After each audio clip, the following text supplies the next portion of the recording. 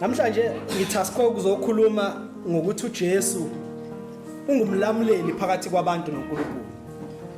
uJesu umlamuleli phakathi kwabantu noNkulunkulu. uJesu imediator phakathi kwabantu noNkulunkulu. Isiko lethu thina abantu abamnyama liyisiko elingathandi ukukonfronta. Abantu abathanda ukukonfrontana. Isikhathi esiningi abantu basebenzisa imidiation noma basebenzisa ukuthi kube khona umuntu othize abazomthumela ukuze akhulume okuthize abafisa ukukhuluma. Uma nje ngenza isibonelo, uma insizwa ehlulwe uthando lwentombi, ayiziyeli kise wentombazane njengamanye amasiko. Kwamanye amasiko insizwa iyahamba yekise wentombazane ifika imtshela ukuthi ngiyayifuna le ntombazane yakho, ngifuna ingane. Kodwa thina kunjalo thina ngoba siconfront, thina sisebenzisa imidiation. Sinabakhulumeli, sinamadoda esiwaqokayo, amadoda athwala amaduku ekhanda mase yokhuluma. Lawo madoda abizwa ngabakhongi. Ngoba into esijwayele kwiculture yethu ukuthi kukhona imidiation, kunokuxhumana, asizikhulumeli thina, kodwa khona omunye umuntu osikhulumelayo, khona umuntu okhuluma endaweni yethu. Iyadlula ke lapha abanye abaqali nje ukuthumela abakhongi, baqala nje besafuna ke intombazaneni bafuna umkhulumeli. Ngoba isiko lethu liyisiko njalo, liyisiko elingekho confrontational. But lento yokuthi sidinga imediator probably siyisebenzise endaweni ezirong, kodwa uma kukhulunywa ngomuntu noNkulunkulu kufanele abe khona umlamuli. Ayikho indlela umuntu angakwazi ukuexista ngayo noNkulunkulu engekho umlamuli phakathi kwakhe noNkulunkulu. Umonakalo wenzeka engadini yaseEden wawela kubantu bonke. Lo monakalo uyadinga ukuthi umuntu mezoya kuNkulunkulu abe nomlamuleli, abe nomuntu othize ozomkhulumela, abe nomxhumanisi noNkulunkulu. Akekho umuntu bazane ongaziyela yena kuNkulunkulu ayozikhulumela yena kuNkulunkulu, but umuntu uyamdinga umlamuleli noNkulunkulu. uNkulunkulu uyingozi kwizoni. Izona azifanele ukusondela kuNkulunkulu. uNkulunkulu ubize ngelanga umhlangano kaIsrael, ewubizele entabeni iHoreb iSinai, wathi awuze umhlangano kaIsrael uzolalela uNkulunkulu ekhuluma. Leli iBhayibheli wathi abayihlambulula ubusuku bonke ukuze bayobonana noNkulunkulu ngosuku oluzayo. Bathi uma befika phambi kwentaba, lithi iBhayibheli kwakunyazima imbali, liduma izulu entabeni, uNkulunkulu ekhuluma, wakhala uIsrael, wathi uNkulunkulu khuluma noMose, ungakhulumi nathi funa sife. Abantu abakwazi ukuziyela kuNkulunkulu, uNkulunkulu ubungcwele bakhe bu-too dangerous for izoni. Yabo uma ucathi izoni sifuna uNkulunkulu, ungahlangana nephara lihambele kuze police station. It can't be.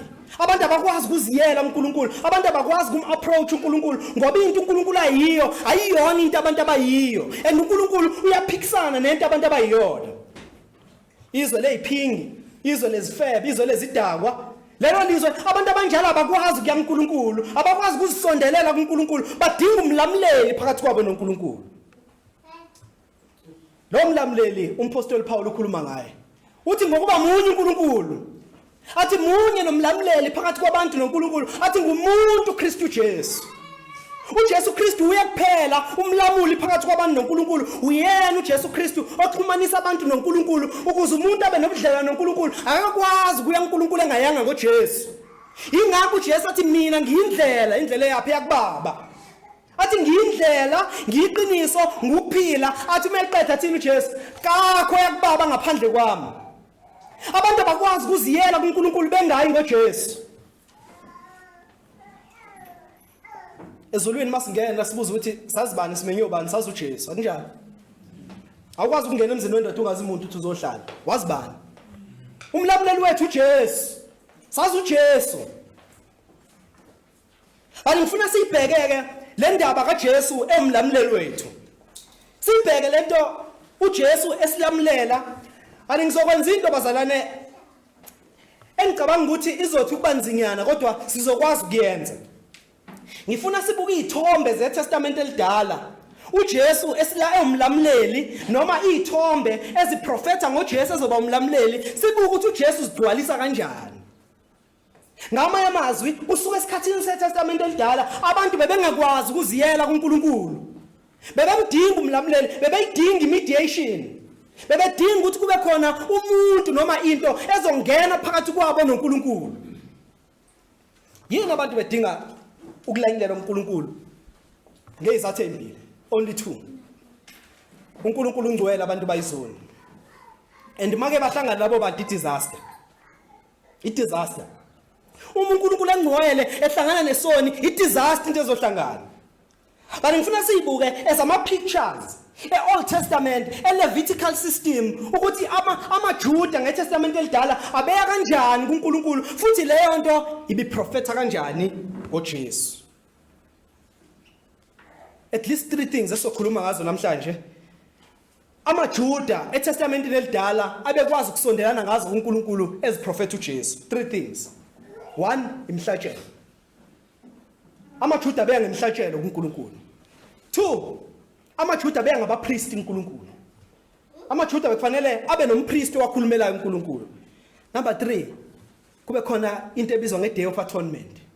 Usuku lapho khona abantu bezothethelelwa ngayizono. So buka lezi zinto ezintathu as a shadow kaJesu umlamuleli phakathi kwabantu noNkulunkulu.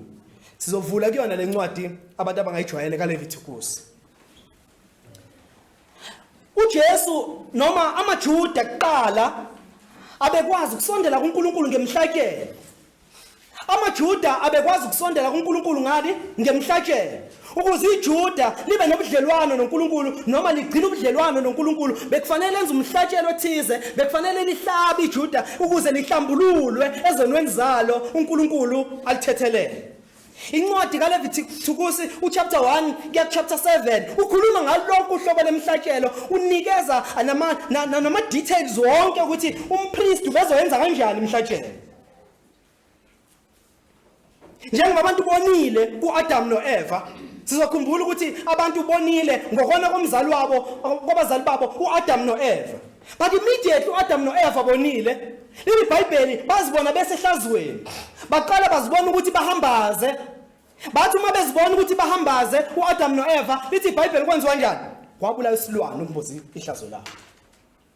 Already kuAdam noEva wabulawa isilwane to cover ishame yabo ukuthi kufihla ihlazo labo, bathola izembatho, bafihleke ehlazweni labo. Kwaqala lapho ukuthi abantu mabezo approach uNkulunkulu bazom approach ngemhlatshelo. iBhayibheli likhuluma ngoNoah. Likhuluma ngoNoah. Khumbula ukuthi uNoah ungaphambili kaMose okhuluma ngayo yonke leso khuluma ngayo kwiLevitical system. Likhuluma ngoNoah owathi sesindile emkhunjini. Lithi iBhayibheli wathi ebonga uNkulunkulu wenza njani uNoah? Wahlaba isilwane, wenza umnikelo wokushisa, wabonga uNkulunkulu. Wabonga uNkulunkulu. Kungani kudingeka imhlatshelo? Kungani kudingeka imhlatshelo? Imhlatshelo idingeka ngenxa yesono. Bekuyiminikelo yesono le. Imhlatshelo yesono. Imhlatshelo yesono. Njengabantu bonile kaAdam noEva. Uzokhumbula ukuthi abantu mabesesonweni baphikisene nemvelo kaNkulunkulu. Isono siliswana nomngcwele kaNkulunkulu. Isono siwumuntu ehlomimpi kuNkulunkulu. Isono siwumuntu othi ngigunya phezulu kaNkulunkulu. Lokho uNkulunkulu athe ku wrong ngizothi mina ku right. Lokho athi ku right mina ngizothi ku wrong. Umuntu eziphakamisa ezibeka kwi-level kaNkulunkulu, yivukela umbuso empeleni umuntu owenza isono uNkulunkulu. Uvukela umbuso kaNkulunkulu, i-terrorist ezulwini. Ngoba lokho uNkulunkulu athi kubi uthi yena kuhle. Lokho athi uNkulunkulu ungenziwe uthi yena ngizokwenza. Umuntu othi igunya lami mina ngizilalela mina, yi-social izikhuzayo. Njengalokhu uAdam noEva badla esithelweni engadini naseyideni. Sasithini isithembiso sabo ukuthi make badla kuzowenza kanjani? Wathi uNkulunkulu manike nadla nizokwenza njani? Niyakufa nokufa. And umpostoli Paul uyikhuluma ngokucacile eTestamentini elisha uthi inkokhelo yesono yini? Ingukufa. KwabaseRoma umpostoli Paul aphinda akhulume ngayo lena athi ngokuba isono sangena ezweni ngamuntu munye nangesono kwangena ukufa. Ngamanye amazwi ukufa konke kulethwe isono. Ikufa konke kulethwe isono. uNkulunkulu iresponse yakhe esonweni yodwa is death. Uma kukhona isono uNkulunkulu ubona ukufa, there should be death. Uma kukhona abantu abangamlalela uNkulunkulu, kufanele into kufanele yenzeke lapho kufanele ube khona ukufa. uNkulunkulu ubungcwele bakhe bemphoqelela ukuthi ayibulale izoni.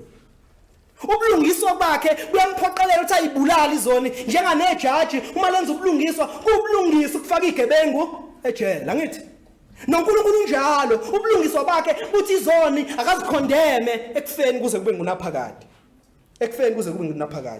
inkokhelo yesono ingukufa bara abantu beTestament elidala bebeya kanjani kuNkulunkulu beyizoni ngoba beyizoni njengathi yini abekwazi ukuya ngayo kuNkulunkulu sithe number 1 imhlatshelo Leviticus 1 verse 3 get 5 so qala nje ku verse 3 uma umnikelo wakhe ungumnikelo wokushisa wemihlambi uyakunikela ngeduna elingenasici anikele ngalo ngasemnyango wetende lokuhlangana aze abukeleke kuJehova khulunywa ngomuntu onile la ukuthi umuntu onile nayo into abezoyenza ubezoletha umnikelo nomnikelo wakhe kukhona igama lapha engifuna uliunderline bekumnikelo njani ongena sici bekufanele lethe umnikelo ongena sici isilwane esiblameless esingena ama physical defects esingenalutho esingagula esingenalutho hayi ngesikhathi sikama lakhe la khona uMalaki a prophet khona ekhala ethi abantu kuNkulunkulu baletha izimvu ezigulayo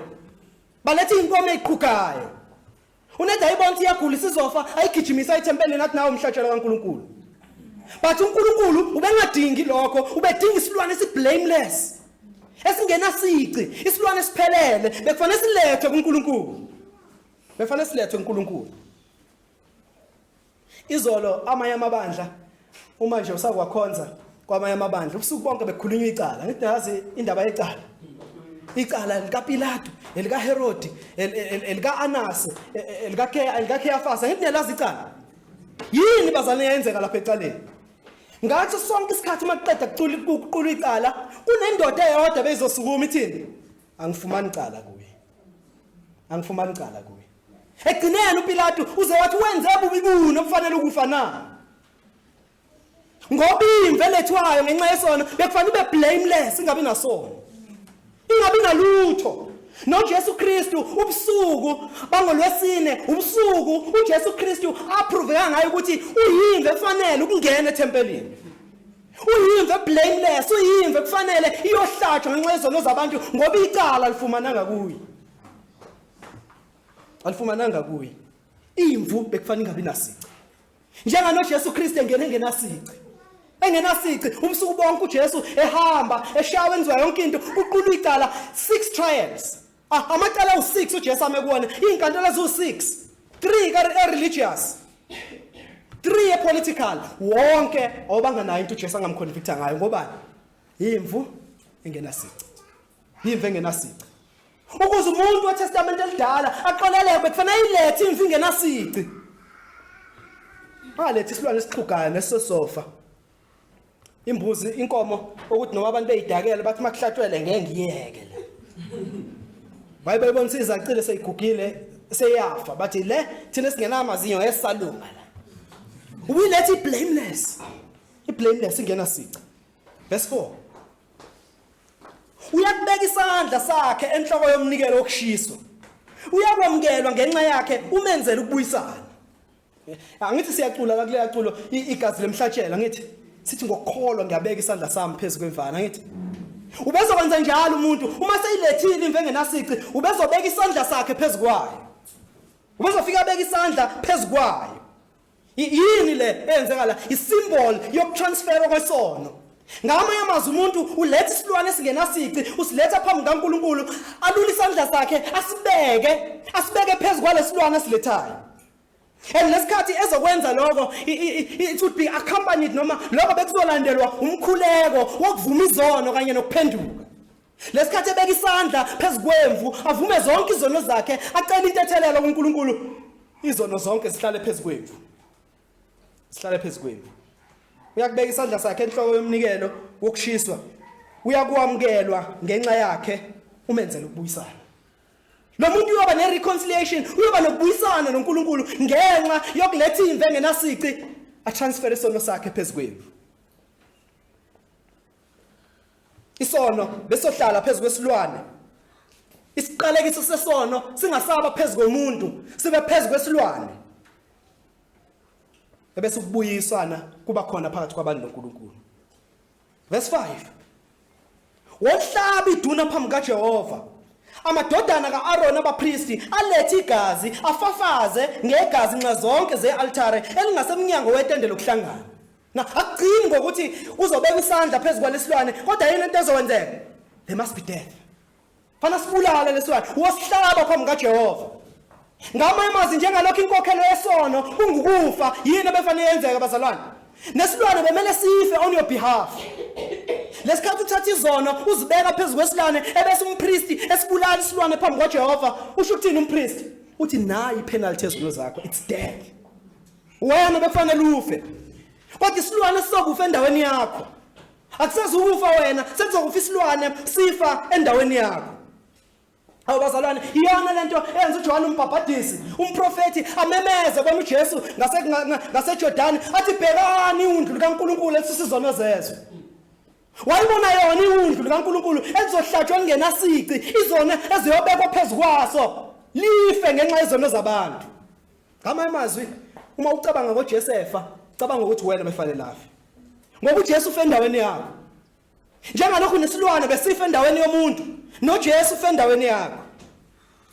uPaul ukhuluma encwadini yabaseKorinte besibili kuchapter 5 kuverse 21 uthi ongasazange isono wenziwe isono ngenxa yethu ukuze thina sibe ngokulunga kaNkulunkulu. Khumbula ukuthi beyilethwe injani imvu iblameless ingenasici. Kodwa izofa ngenxa yesono. Ngenxa yesono somuntu noJesu kanjalo engasazange isono wathatha izono zabantu wayithatha kuyena wafa ngenxa yezono zabantu ukuze abantu benziwe abalungile phambi kaNkulunkulu. And ngifuna unothise lapha sikhulume kuverse 4 ngokuthi uyakubeka isandla. Umuntu uyabeka isandla phezulu kwenqama noma phezulu kwemvu noma phezulu noma yini azonikela ngayo ukutransfer izono. Anthina naku bazana ukubeka kwethu isandla, it is faith. Asibeki isandla literally kuJesu kodwa isandla sethu siukholwa kuyena. When we believe kuJesu izono zethu zonke sithi uNkulunkulu zibalele kuJesu owafa ngenxa yezono zethu. Ngama amazwi izono zethu siyazivuma ukuthi singezethu zifanele ukufa kodwa sicela ukungazifeli. Sicela kungabi yithi abafayo ngenxa yezono zethu. Nkosi makube nguJesu. Makube uJesu. Siyakholwa kuye. Izono zethu ibalelwe kuyena. Izono zethu ibalelwe kuyena uJesu. And uJesu izono zethu mase ibalelwe kuyena ukulunga kwakhe balelwe kithi. Njengemvu engena iblameless ingenacala kodwa mayingena ealtar ifika ibulawe ngenxa yesono ngoba izono sezikuyona noJesu wabanjalo.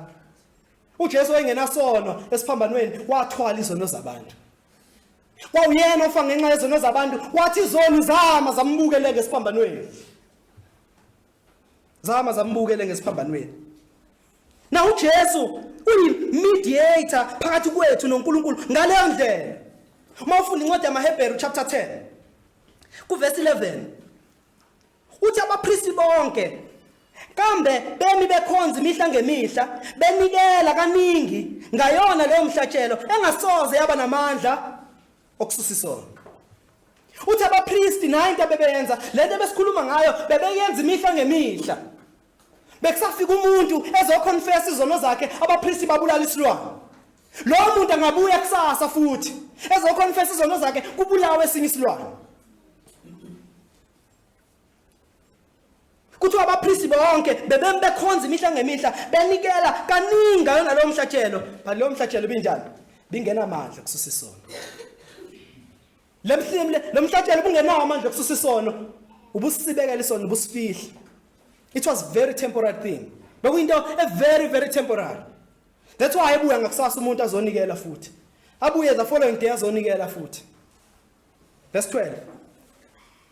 Kepha yena esenikela ngomhlatshelo waba munye ngenxa yezono wahlala phakade ngawesokunene sikaNkulunkulu. Ukhona umpriest manje ongenile wanikela waletha omunye umhlatshelo wanikela once and for all. Wathi uma esenikelile ngomhlatshelo lo mpristi okuyena uqobo lwakhe ophenduka umhlatshelo kwenzekala kanjani bazalwane? Izono zathethelela inguna phakade.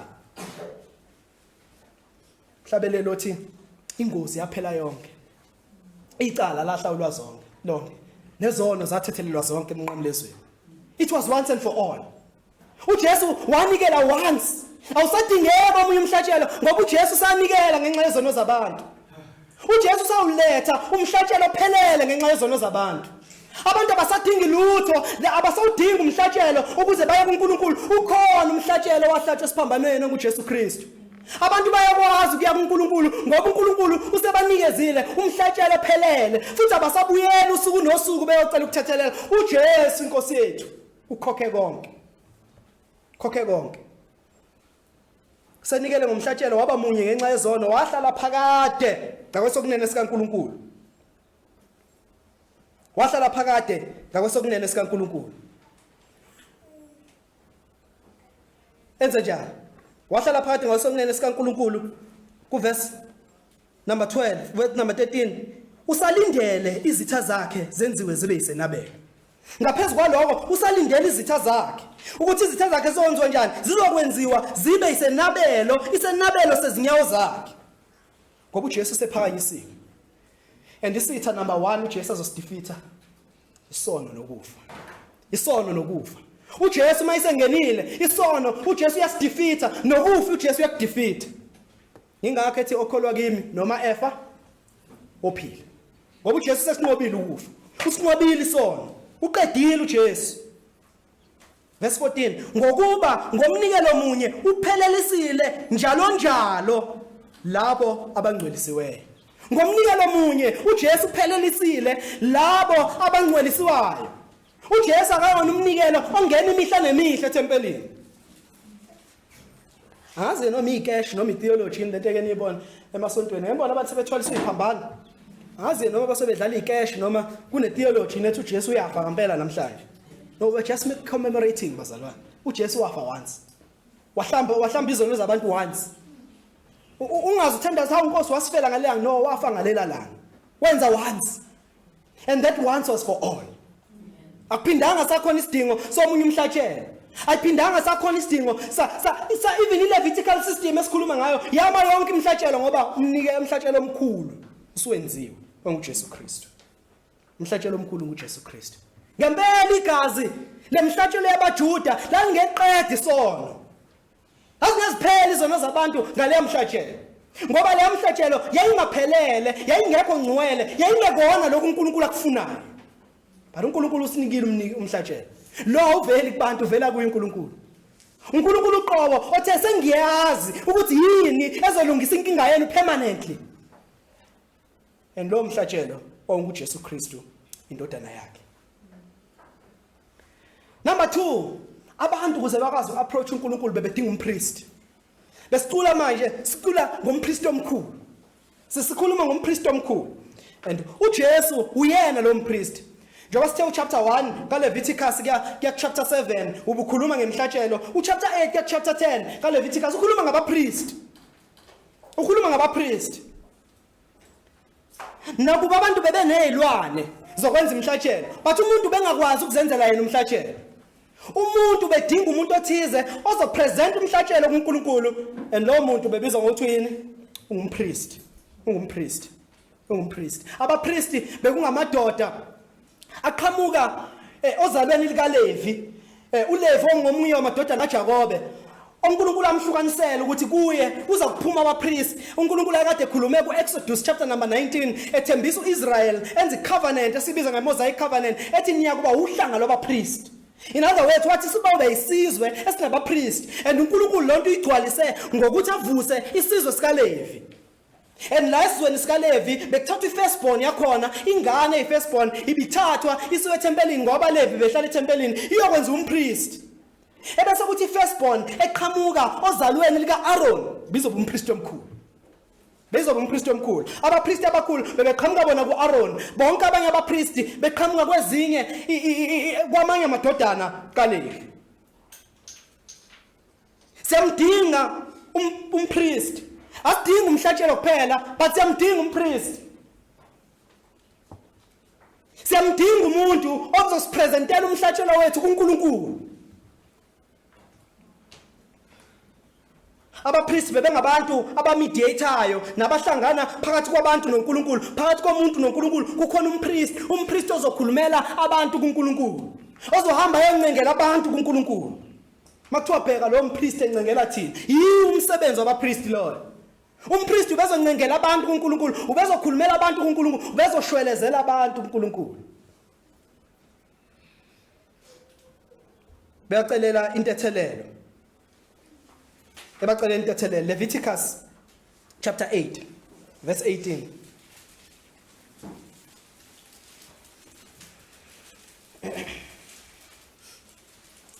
Wayeseletha inqama yomnikelo wokushiswa. uAaron namadodana akhe babeka izandla zabo enhloko yenqama. Sime nje lapho. Na umuntu bezothi mase ulethile umhlatshelo esikhulume ngawo kuma earlier chapters. Awupresente kwa priest. And iBhayibheli lithi uAaron namadodana akhe. Ngoba uAaron beqhamuka kuye abapriest abakhulu. Uyena umpriest oqala kaLevi uAaron. Lonke uhlanga lwabapriest abakhulu lufanele liqhamuke kuAaron ngqo. Umfowabo kaMose. Lithi iBhayibheli bebethi mase bewulethile umnikelo kufanele bawupresente kuAaron umpriest. And uAaron ubezokwenza njani? uAaron ubezobeka izandla zakhe ekhanda lenqama. Ngamanye amazwi umuntu uzothi mayesebeke izandla wavuma izono zakhe ebese ethatha lo mhlatshelo ewuyisa kubapriest. Ebese abapriest kube yibo futhi abamcelela intethelelo uNkulunkulu. Bamcelela intethelelo uNkulunkulu. Bekuzoba khona ama prayers of forgiveness. uNkulunkulu bemcela uthi uNkulunkulu sicela uthethelele lo muntu. Bebezomnxusela kuNkulunkulu abantu ukuthi ngenxa yomhlatshelo uNkulunkulu mamkele lo muntu. Makabe ngowamkelekile kuwe ngenxa yomhlatshelo awulethile. But uJesu Kristu is a perfect priest. Akayona kuphela perfect sacrifice esibone kuma sacrifices, he is also a perfect priest. Umpriest perfect uJesu. Umpriest ophelele. Hebrews 7. Hebrews 7. Uma ke kwakukhona ukuphelela ngopriest bikaLevi ngokuba isizwe samisela bona ngokomthetho. Uyakhuluma lo mbhalo wamaHebheru uthi uma kukhona ukuphelela ngamanye amazwi uthi uma upriest bobuLevi babukade bupriest perfect njengalokho babumiswe umthetho. Uyaqhubeka. Kwakusaswelekani ukuba kuvele omunye umpriest ngokaMelchizedek engabizwa ngokuma kukaAaron na.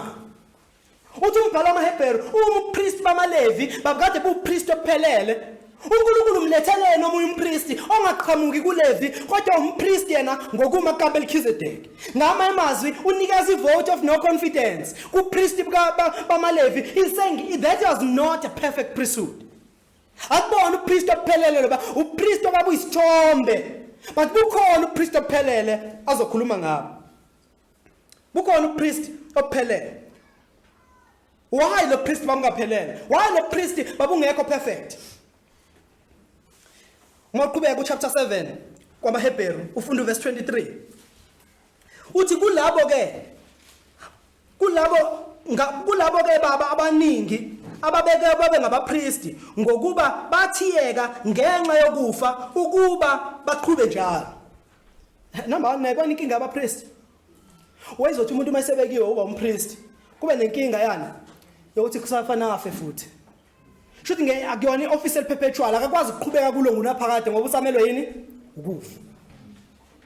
Usazofa. Akakwazi kuba umpriest ophakade ngoba uyafa. Kodwa siyamazi umpriest ongafanga yithi. Umpriest owavuka kumanje ahlezi ngayo sokunene sikaNkulunkulu osinquselayo. Ukhona umpriest perfect. And there is something I want you to note here ngokufa kompriest. Kurecorded ukuthi uma kufa umpriest bekufanele ukuthi bekukhona abantu othothi babulela abantu ngokungenhloso. Nalibona licala ukuthi ubulela umuntu ngokungenhloso. Bekuneyindawo ebekela abantu abanjalo ukuthi bacashe make bangena kuzona bangathintwa umuntu. But uma wafa umpriest omkhulu zonke lezo bosha ziyokhululwa. Uma kufa umpriest omkhulu bekuyongena umuntu athi ufile umpriest omkhulu phumani icala lenu liphelile. Ensiyayazi le bazalwane ukuthi khona umpriest omkhulu wathi uma yefa izoni zonke zakhululeka. Amacala onke abantu ababebhekene nawo wathi ufile umpriest omkhulu hambani ni free manje. Sikhululiwe ngompriest omkhulu uJesu. Ithi incwadi yamaHebheru kuyena chapter 4 uthi njengalokho sinompriest omkhulu odabulile amazulu uJesu indodana kaNkulunkulu masibambelele kuwo isivumo sethu umpriest omkhulu oqhamuke ezulwini akaqhamuki kubantu akamiswanga ngesimo samaLevi but lo mpriest uqhamuke ezulwini akayena umpriest onqandwa ukufa kodwa umpriest omenjalo njalo ngoba yena akafi umpriest omile njalo njalo Verse 24 kepha yena ngenxa yokuba ehlala phakade unobupriest obungena kunqamuka obungena kuguquka upriest bakhe abuguquki njengalokho umpriest ominguna phakade njengoJesu lithi ngiyona incwadi yamaHebheru unguyizolo namuhla yebo naphakade upriest bakhe bunjalo buphakade uJesu bazalwane asoza impeachwe epriestini bakhe akekho umuntu ongena endaweni yobupriest kaJesu akukho umuntu oyathi ngelinye ilanga kuthiwa sekuyena umpriest uJesu akasekho ngoba umiphakade uJesu is eternal usincengela kuze kube ngunapha kuze kube sekufeni uJesu esincengela verse 25 verse 25 ukhuluma into emnandi kanjani verse 25 ngakho ke unamandla okusindisa ngokupheleleyo abeza kuNkulunkulu ngaye lokhu ephilela njalo ukubamela niyayizwa into lapha abapriest beTestament elidala bebengabapriest abebeye usuku nosuku eThempelini bebengabapriest abafanele balethe imhlatshelo ngenxa yezono zabantu nangenxa yezono zabo kodwa lo kuthiwa ngayo verse 25 unamandla okusindisa ngokupheleleyo izono kuyena ayisitshekele ziyasuswa uJesu ukhuluma nge-removal of sin akakhulumi ngokufihla ngokusitshekela kwezono kunamandla apheleleyo unamandla okusindisa ngokupheleleyo abeza kuNkulunkulu ngaye uJesu usindisa labo abeza kuNkulunkulu ngaye those who approach uNkulunkulu labo abafuna intethelo loNkulunkulu beyifuna ngoJesu lokhu ephilela njalo ukubamela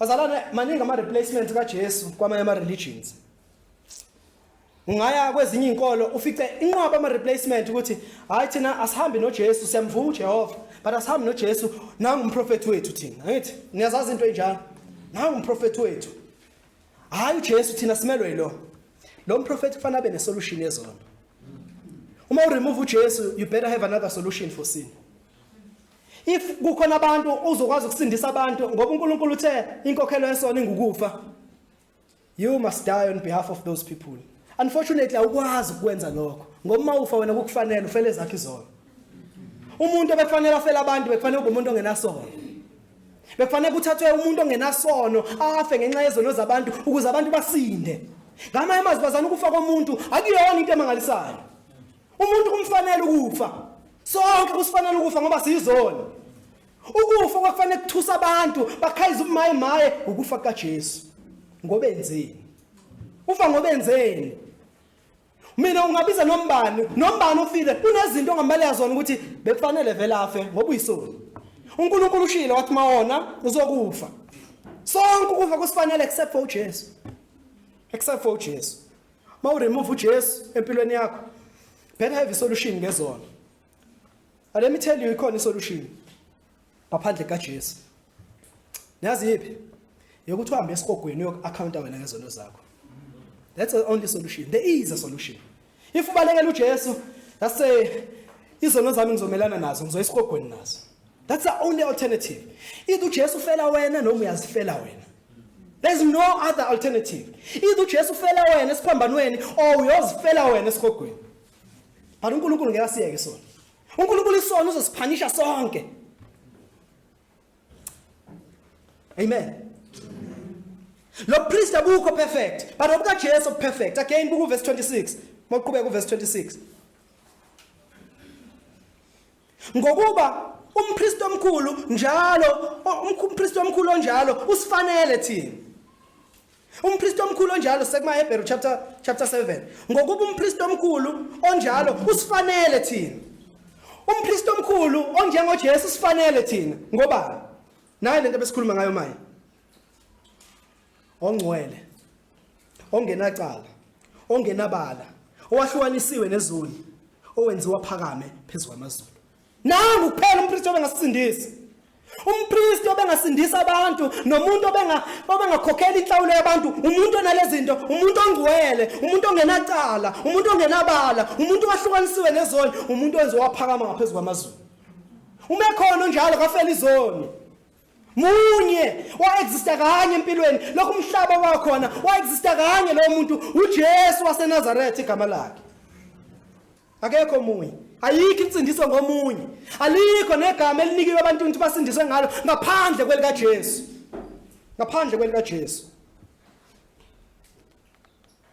buka ku verse 27 ukuthi lo mpristi onje operfect kanje yinto ebalekile ngayo verse 27 ongadingi imihla ngemihla njengaba abapristi abakhulu ukunikela ngemhlatshelo ngenxa yezakhe izono kuqala simeni lapha laba abapristi bebanganikeleli izono zabantu kuphela kodwa imihla ngemihla kusho iBhayibheli bebenikela ngezabo izono kuqala ngoba noma umpristi ehlele ethempelini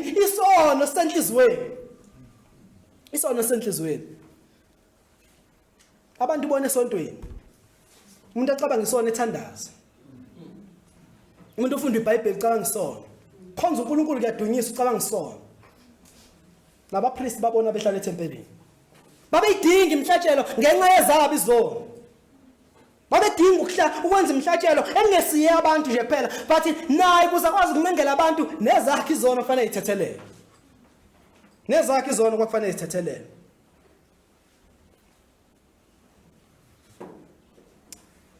ongadinga imihla ngemihla njengalabo abapristi abakhulu ukunikela ngemhlatshelo ngenxa yezakhe izono kuqala ngasemuva ngenxa yezono zabantu okusho ukuthi ubenikela ngenxa yezakhe izono kuqala ebese ukuthi afterwards anikele ngenxa yezono zabantu verse 28 ngokuba umthetho umisa abantu ukuthi babe ngabapristi abakhulu abanobuthakathaka uthi mawubuyela emthethweni iLevitical system umthetho kaMose kuLeviticus 90 buyenza ubumisa abantu abanobuthakathaka ukuthi babe ngabapristi kepha izwi lesifungo elalandela umthetho limisa indodana ephelelisiwe kuze kube phakade ngamama uzocompare lama covenants awu2 uthi uMose umthetho kaMose ubuthatha abantu ababuthakathaka ukuthi ababe abapristi kodwa lo esinaye manje kuma umpristi operfect kuma umpristi ongenasono bazana lo mpristi akazange azadinga ukuthi ezakhe izono ihlanjululo okwesibili kadinganga ukuthi abantu balethe umhlatshelo uJesu waletha elakhe igazi wazipresenta yena as umpristi igazi lakhe walipresenta as umhlatshelo ezono zabantu ungene ezulwini ngelakhe igazi because he is perfect and there's a lot of things ozibonayo ezibalekile ngokuthi uJesu abe perfect and uma uzabantu bekhuluma ngezinto masubeda kotshwala abantu la ngaphandle bekhuluma ngoJesu bathi webe imbongolo wenzani ayihlekisi lezo zinto ngoba ba challenge igospel if uJesu engekho perfect igospel i challenged if uJesu engekho perfect ayekho umuntu ongasindiswa if sikhona isono kuJesu akekho umuntu obengasindiswa umpristi obengasindisa befana be perfect uma engekho perfect insindisa ayikho besafanele ukubuyela imihla ngemihla siyoncenga ngemhlatshelo but this one is perfect. This is a perfect priest. Elmisa indodana kaNkulunkulu ukuthi zibe ime kuze kube phakade. Our last point number 3. Abantu bebesondela kuNkulunkulu ngalento ebizwa ngeDay of Atonement. Day of Atonement ichazwe ngokuphelele kuLeviticus chapter number 16. uLeviticus chapter 16 uyena osichazela ama details wonke alolu suku olubizwa ngokuthi it is a day of atonement. Kushuthi bekwenziwa lemhlatshelo usuku nosuku. Ebese kuba khona usuku olodwa onyakeni. This one day. Lolu suku bekade kuzothethelelwa izono zawo wonke umJuda okholwayo. Bekusuku olubalekile lolu kuusuku la khona abapriest bengezile ukuzoncengela ama individual bezoncengela bonke abazalwane. Kunezinto ezimbili ke esizibona la ngompriesti ngalolu suku olubizwa ngokuthi iDay of Atonement. I-atonement ngeDay of Atonement zimbili izinto ebezenzeka ngizosebenzisa nje amagama amabili etheology. Number 1 igama elisuka kulona leli gama esikhuluma ngale atonement ukuthi bekwenze iatonement ngomama bekwenze umhlatshelo. But number 2 this was a day of imputation. Yini imputation ilakho khona icala lomunye libalela komunye kulunga komunye kubalela komunye, right? Imputation la khona umuntu egwetshwa ngento engenacala layo ebese kuthona ecala aphunyuke, right? Iyona imputation leyo. Usuku lolu umpriest omkhulu obengena endaweni engcwele obenza imhlatshelo endaweni engcwele ebizwa ngeHall of Holies. Ibenzwa once a year and kungena umuntu oyedwa, lo muntu ubengumpriest omkhulu. Lo muntu ubengumpriest omkhulu. Siyazi abazalwane ukuthi kunalezi stories zokuthi umpriest ubeboshwa ngentambo mezongena khona. Yes, iBhayibheli alikusho but ihistory econfirm into enjalo ukuthi ngenxa yobungozi bendawo engcwele ukuthi bekuhleli khona umphongolo kaNkulunkulu nenkazimulo kaNkulunkulu ikhona. Nompriest omkhulu mengayihlambulwanga kahle ubengafika fele khona engekho ozomlanda ngoba lo ozomlanda bezofika fele khona. Ngamanye amazwi ubethathwa aboshele entanjeni ukuthi uma yefa somdonsa aphumele ngaphandle. Naye futhi ubenyakasa intambo to prove kubantu ukuthi I'm still here. This was a very unique place indawo engcwele indawo obengangeni nombani. Ngelilanga makukhulunywa ngoDaniel kuthiwa kwabonakala amanyala encithakalo emendaweni engcwele. You'll understand ukuthi yini le yenzeka kuhlatshwa ingulube endaweni engcwele uNkulunkulu ehlatshela ingulube. Lolu kwakusuku kuthiwa i-Day of Atonement. La khona umpriest ezoncengela isizwe sabantu abakholwayo, abantu abakholwayo bezoncengelwa bonke. Kuze bakwazi phela ukuya kuNkulunkulu, angithi? Mediation. Abantu baya kanjani kuNkulunkulu? Baya kanjani kuNkulunkulu? Lezona kuzoba lesika Israel wonke okholwayo. Umpriest omkhulu nayo into abezoyenza bukuLeviticus chapter 16.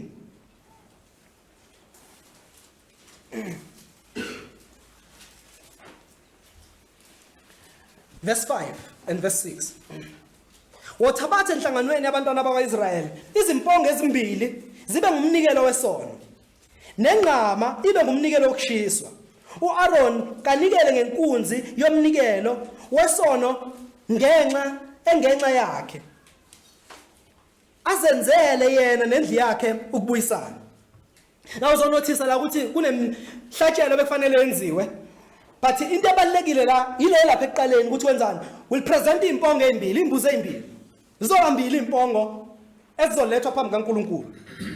Ebese uAaron naye ezenzela owakhe umhlatshelo, azenzele owakhe umnikelo obhekene naye nabantwana bakhe nendlu yakhe. And uAaron uyi-representative yompriest omkhulu. Bonke abapriest abakhulu abezolandela kaAaron bekufanele nabo bayenze lento. Umpriest uzokwenza i-atonement enze umhlatshelo ewenzela isizwe sonke sikaIsrael, bonke abakholwayo bakwaIsrael. Asacrifice ngenxa yezono zakhe, izono zomndeni wakhe, kungenjalo kwayena uzakufa. Asibukeni i-atonement number 1. Sithe kuzinto ezimbili lapha ezenzakalayo, i-atonement ne-imputation. Asibukeni i-atonement la khona kuzoba khona isilwane esifayo ngenxa yabantu. Umpriest omkhulu bezwa nje verse 7 kuya verse 9. Wothabatha impongo ezimbili uzibeke phambi kaJehova ngasemnyango wetende lokuhlangana. Umpriest naye into ezoyenza uzothatha impongo ezimbili, mase ithathile lezi impongo ezenze njani? Azibeke phambi kaJehova ngasemnyango wetende lokuhlangana. Number 2, uma sayimile le impongo phambi kwetende lokuhlangana, uAaron uyokwenza inkatho, verse 8. uAaron uyokwenza inkatho ngezimpongo zombili, enye inkatho ibe ngaJehova, enye inkatho ibe ngekaEzazeli. Mina uAaron uzokwenza inkatho yokuthi yiphi impongo ezoyaJehova, yiphi impongo engaEzazeli. Impongo ezimbili uAaron azosebenza ngazo. uAaron wonikela ngempongo edliwe inkatho kuJehova, anikele ngayo ibe ngumnikelo wesono. Ngamanye amazwi inkatho beyizodla impongo eyodwa, leyo mpongo edliwe inkatho ibizothathwa iyobulawa phakathi kwisanctuary ibe ngumnikelo wezono zabantu. Abantu bebezothethelelwa ngomnikelo walempongo. Lempongo epresentiwe edliwe inkatho ngekaJehova izobulawa, as we said. La khona isono kufanele kube khona yini? Ukufa. Bona amatende la ngaphandle imingcwabe emizini yabantu ngoba khona ukufa. Ngoba khona isono, right? Ngakho kuthiwa isono siwudosi lokufa ngithi. As long as kusekhona isting, kusekhona phakathi kwethu udosi oluyisono, will always attract ukufa. Will always.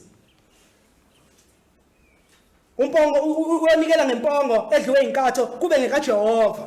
And leyo mpongo iyothatha izono zabantu zibe ngezayo, zibe kuyona leyo mpongo ebese abantu benze njani? Bayakhululwa.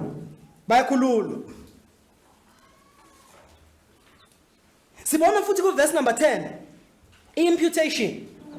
La khona kukhona izono esizothathwa zinikelwa kwenye impongo engezubulawa yona ethempelini, engezubulawa ibe ngumhlatshelo kaJehova.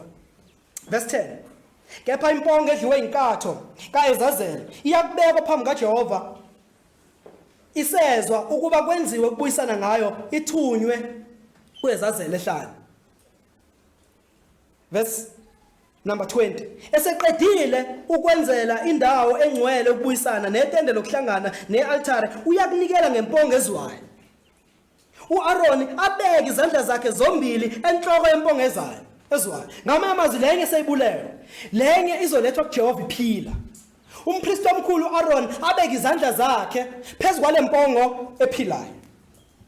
Enze njani? Ku verse 21. uAaron abeke izandla zakhe zombili enhloko yempongo ezwayo, avume phezu kwayo bonke ububi abantwana bakwaIsrayeli neziphambeko ezonweni zabo zonke.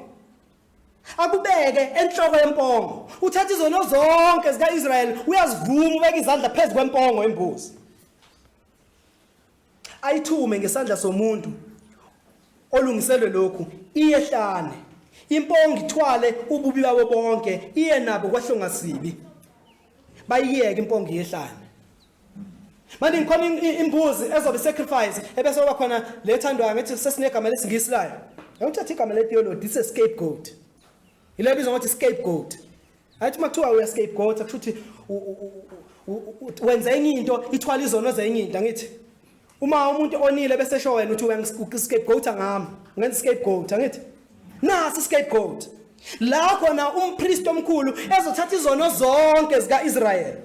Izono zonke zikaIsrayeli azenze njani? Ayibeke phezu kwempongo engezubulawa lempongo ezothunyelwa ehlane kwahlongasibi ibaleke nazo izono kuze kube phakade. Bazalwane, siyazi lethu ukuthi kukhulunywa ngoJesu. Siyazi ukuthi la uJesu okhulunywa ngaye. Siyamazi wahlatshwa phandle kwekama, owakhishwa eJerusalem, owahlatshelwa entabeni ezikude eGolgotha. uJesu loyo. Buka uchapter 10 wamaHebheru verse 3. Kodwa kuleyo mihlatshelo kukhona ukukhunjulwa kwezono iminyaka eminyaka, ngoba kunakwenzeka kuba igazi lezimpunzi nelezimbuzi lisusa izono. Uthi umbhalo wamaHebheru la uPaul uthi hayi into enzakala la iyodwa. Lesikhathi bengena lapha beyokwenza lemihlatshelo bebeyocommemorate izono. Bazophinda babuye futhi bezokhuluma about the same sins, angithi? That was just bekhunjulwa izono la. Ngoba kunakwenzeka ukuba izono zisuke ngegazi lezimbuzi nelezimpongo. Akunakwenzeka. Izono bengayisuswa yilokho. Verse 5. Ngalokho ke esefika izweni uthi umhlatshelo nomnikela nguthandanga, kodwa ngilungisela umzimba. Verse 14. Ngaleyo ntando singcwelisiwe ngokunikela komzimba kaJesu kanye kuphela. Ngamanye amazwi day of atonement ifulfilleke kuJesu. Lesikhathi uJesu bethelwa on that Good Friday, that was the day of atonement. Lo phela lapho lolu suku. La khona izono zonke zabakholwayo bonke zithethelelwe. Bonke abakholwayo izono zabo zathethelelwa with one sacrifice, okuyisacrifice kaJesu Kristu. Khona kumaHebheru chapter 10 siseku verse 11. Abapristi bonke kambe babeni bekhonza imihla ngemihla benikela ngayo naleyo mhlatshelo engasoze yaba namandla okususa izono. Engiyakhulunywa ukuthi labapristi bebengena imihla ngemihla bezonikela, but uJesu on that one day of atonement it was over and done. Asidinga ungahlabi usuku nosuku, still uJesu akahlatshwa unyaka nonyaka. uJesu kabethela unyaka nonyaka, kwenzeka once kwaphela. uJesu uyifulfillment yalolu suku ngeinto ezimbili. Number 1, uJesu uyilembuzi eyahlatshwa yawumnikelo uNkulunkulu. Okwesibili, wabilembuzi eyahlatshwa phansi kwekama yadedela ehlane yabaleka nezono zabantu. Izono zethu asezone zethu, izono zethu seyibalela kuJesu zonke. Bazana ayikho indlela yokuhlukana nesono ngaphandle kokuthi ukhole uJesu. Ayikho indlela yokwazi uku-escape nezono zakho ngaphandle kokuthi ukhole uJesu. uJesu yena kuphela othatha izono zabantu azenze zibe ezakhe, athatha ukulunga kwabantu kube ngokwakhe. Ithi uJesu yakufela esiphambanweni noma uyazifela esigogweni. Ithi uJesu umsindisi wakho manje uphila noma uJesu umahluleli wakho mawungaphenduki. uJesu angabe noma yini kuwe uma unganikela impilo yakho kuJesu, and this one sacrifice enikeliwe ngenxa yezono zabantu ube nokuthula noNkulunkulu. Ukuthula noNkulunkulu kuza ngoJesu, ngoba uJesu uyena obeyinhlawulo ngezono, uyena ugcwalisa ulaka likaNkulunkulu ngenxa yezono zabantu. uNkulunkulu ubhodlile lakeni lwakhe ngoJesu Kristu. We need a mediator. Siyamdinga uJesu. And uJesu uyizona zontathu lezi esikhulume ngazo. Ubhlatshelo uJesu. uJesu umpriest. Wesibili uJesu kuyena ukufa kwakhe bekusho that day of atonement. La khona izono zabantu bonke zithethelele. Asibaleni amehlo. Baba siyabonga ngezwi lakho elingcwele elinamandla. Siyabonga Nkosi ukusisindisa ngoJesu. Siyabonga Nkosi ukuthi usenzele umusa. Ukuthi nathi Nkosi ebesingena Kristu singena uNkulunkulu singabukulahlwa sibuyisene nawe ngoJesu. Baba siyabonga ukuthi usilethele umhlatshelo ophelele, umhlatshelo ongadingi kwenezelwa. Siyabonga Nkosi ukuthi usinikile umpriest omkhulu omela thina. Siyabonga Nkosi ukuthi le day of atonement ifulfillekile kuJesu. Asadingi imhlatshelo, asidingi impriest, asidingi isuku lokucommemorate izono. Ngoba Nkosi wakwenza eGolgotha ngoJesu. Thatha udumo lonke ngegama leNkosi yethu uJesu. Amen.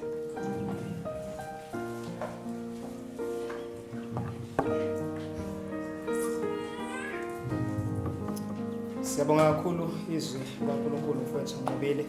Sizophakamani bazalwane sihlabelele sisiresponda